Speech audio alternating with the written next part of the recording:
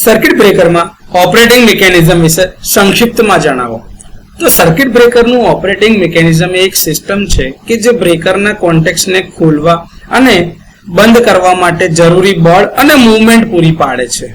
ફોલ્ટની સ્થિતિમાં હોય કે નોર્મલ સ્થિતિમાં હોય, મેન્યુઅલી હોય અથવા તો ઓટોમેટિકલી હોય, પરંતુ ઓપરેટિંગ મિકેનિઝમ એને ઓપન અને ક્લોઝ કરવા માટેની જરૂરી બળ અને મૂવમેન્ટ પૂરી પાડવાનું કામ કરે છે.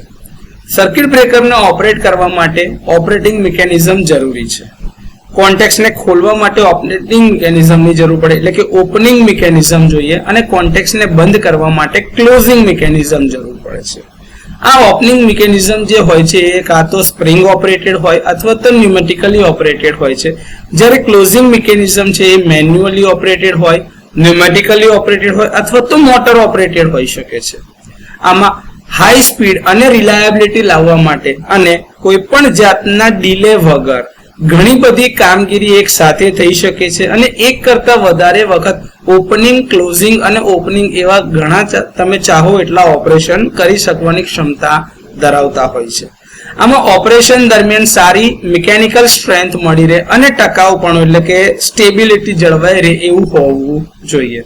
તો આ રીતે સર્કિટ બ્રેકરના ઓપરેટિંગ મિકેનિઝમ વિશે વાતચીત થઈ શકે અથવા તો પરીક્ષામાં પૂછાય તો લખી શકાય.